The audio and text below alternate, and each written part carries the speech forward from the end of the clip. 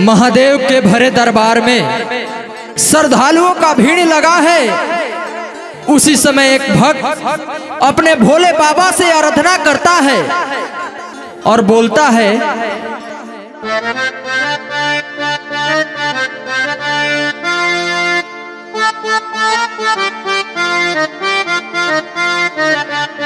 जैसे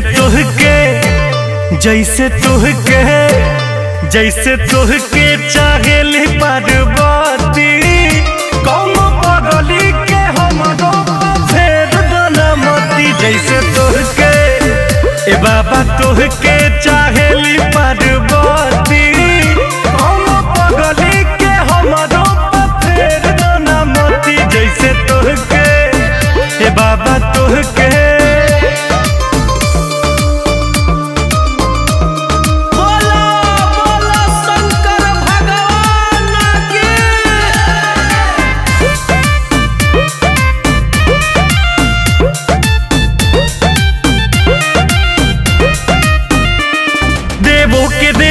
देव देव महादेव देव जी भजन करी, फिर दीन जार हमरो ऊपर बड़ी देर से सुमिरन करी।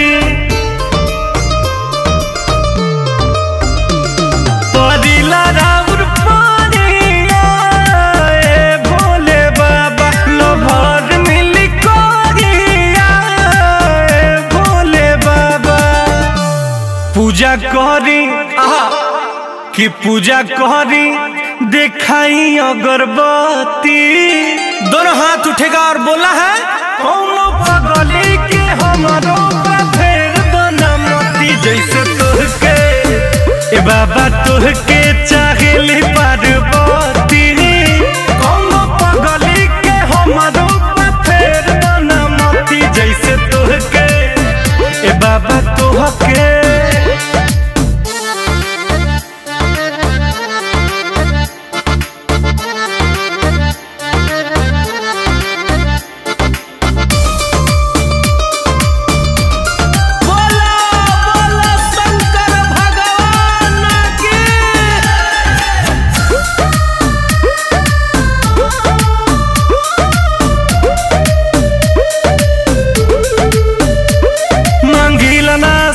चनी मांगिला नाही महल जी, फेरी हाथ हमरा माथ पायत ने कदी ही कहल जी।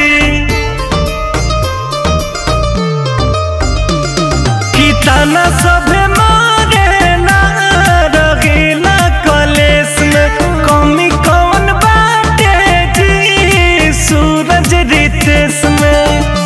त माफ कह दी माफ कह दी जमन भइल गलती।